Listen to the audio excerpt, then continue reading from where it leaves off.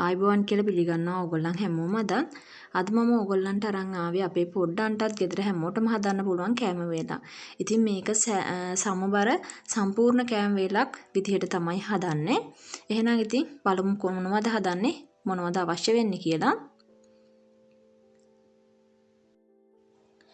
මම එළවලු විදිහට මෙන්න මේ එළවලු ටික අරන් තියෙන්නේ.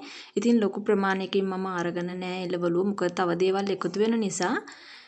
ඉතින් ඕගොල්ලන් එළවලු ගන්නකොට ඕගොල්ලන්ට කැමති එළවලු වර්ගයක් අවශ්‍ය තරමට ගන්න පුළුවන්. මම සාමාන්‍ය ලුණු ගෙඩියකින් භාගයක් මේ විදිහට කුඩාවට කපා ගන්නවා. ඊට පස්සේ සුදු ලුණු 2-3කුත් කපා ගන්නවා. රස අනුව ඕගොල්ලන්ට සුදු ලුණු එහෙම එකතු කරන්න පුළුවන්. ඊට පස්සේ මම සාමාන්‍ය අල ගෙඩියක් අරන් තියනවා. ඉතින් අලත් ඕගොල්ලන්ට අවශ්‍ය තරමට එකතු කරගන්න පුළුවන්. මම එක අල ගෙඩියයි ගත්තේ මේ වගේ. ඊට පස්සේ කැරට් මේ ගන්න සියලුම එළවලු වර්ග සාමාන්‍ය ප්‍රමාණයෙන් ගොඩාක් කුඩාවටත් නැතුව ගොඩාක් ලොකුවටත් නැතුව සාමාන්‍ය ප්‍රමාණයට කපා ගන්න තියෙන්නේ. ඊට පස්සේ මම ලුණු ගස් ටිකක් අරන් තියනවා. ඊට පස්සේ බෝංචි. ඉතින් මේ ටික තමයි මම එළවලු විදිහට ගත්තේ.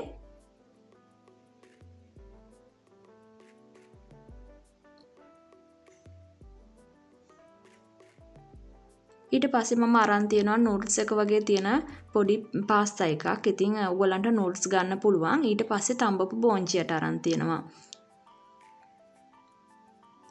මුලින්ම මේ වගේ කෑම එක හදාගන්න සුසු භාජනයක් ලිපේ තියලා තෙල් ටිකක් එකතු කරලා තෙල් ටික චුට්ටක් රත් වෙන්න තියෙනවා.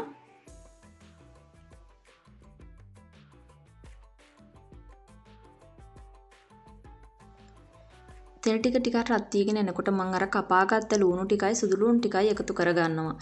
ඉතින් ඕගොල්ලන්ට පුළුවන් අවශ්‍ය නම් ඉඟුරු කෑල්ලක් වුණත් එකතු කරගන්න. මේ දවස්වල ඉඟුරු සුදු ලුණු එහෙම ගොඩක් හොඳයිනේ කෑමට එකතු කරගන්න එක. ඉතින් අවශ්‍ය නම් චූටි ඉඟුරු කෑල්ලක් තලලා එකතු කරගන්න පුළුවන් මේ වෙලාවෙදිම. ඉතින් මේ ටික තෙලින් මේ විදිහට පොඩ්ඩක් තැම්බෙන්න තියලා මම අර කපාගත්ත එළවලු ටික එකතු කරගන්නවා. එළවලු වලින් කැරට් ටිකයි අලයි බෝංචි ටිකයි විතරයි මම එකතු කරන්නේ. ලුණු ගස් ටික එකතු කරන්නේ නැහැ. මොකද ලුණු ගස් කියන්නේ වැඩි වෙලාවක් තැම්බෙන්න අවශ්‍ය නැති එළවලුවක්. ඒ නිසා ඒක අවසානට එකතු කරගන්න මම තියාගත්තා. මේ විදිහට හොඳට කලවම් කරලා මම මේකට එකතු කරගන්නවා වතුර. වතුර එකතු කරගන්නවා එළවලු ටික වැහෙන ප්‍රමාණය වෙනකම් මම වතුර එකතු කරගත්තා. ඉතින් එළවලු ටික තැම්බෙන්න සාමාන්‍යයෙන් ගින්දරේ තියලා මම එළවලු ටික තම්බ ගන්නවා මේ විදිහට.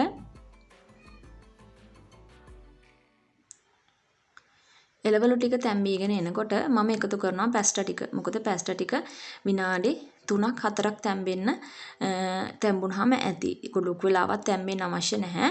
ඊට පස්සේ මම මේකට රස අනුව ලුණු ටිකකුයි ගම්මිරිස් චුට්ටකුයි එකතු කරගන්නවා. ඒ දෙකත් ඕගොල්ලන්ගේ රස අනුව එකතු කරගන්න පුළුවන්.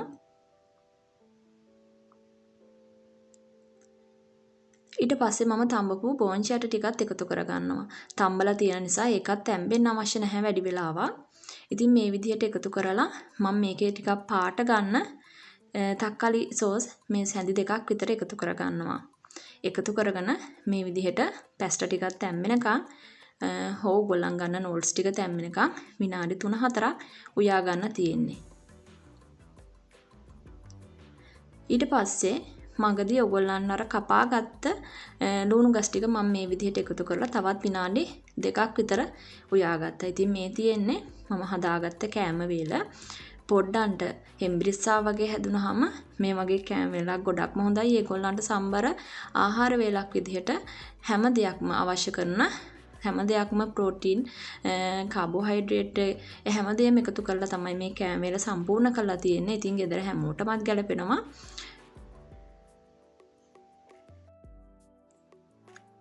ඉතින් one pot meal වලට කැමති අයට මේ විදිහට කෑම වේල් හදා ගන්න පුළුවන් හරිම ලේසියෙන්. ඇත්තටම මම නම් නිතරම මේ වගේ කෑම වේල් හදනවා විශේෂයෙන් බබාලට රැට හෙම්බිරිස්සාවක් වගේ හැදුන දවසට ඒගොල්ලන්ට කවා ගන්න අමාරුයිනේ. ඉතින් ඒ වගේ දවස්වලට මම නිතරම මේ වගේ කෑම වේල් හදනවා. විවිධ ඇට වර්ග එකතු කරලා ටෝෆු එකතු කරලා. ඉතින් රසට අපිට මේක හදා ගන්න පුළුවන්. ඒ වගේම වෙනත් පැස්ටා වර්ග එකතු කරන්න පුළුවන්. විවිධ විදිහේ පැස්ටා වර්ග තියෙනවානේ. ඒවා එකතු කරලා මේ විදිහට හදා ගන්න පුළුවන් අපිට මේ වගේ කෑම වේලා.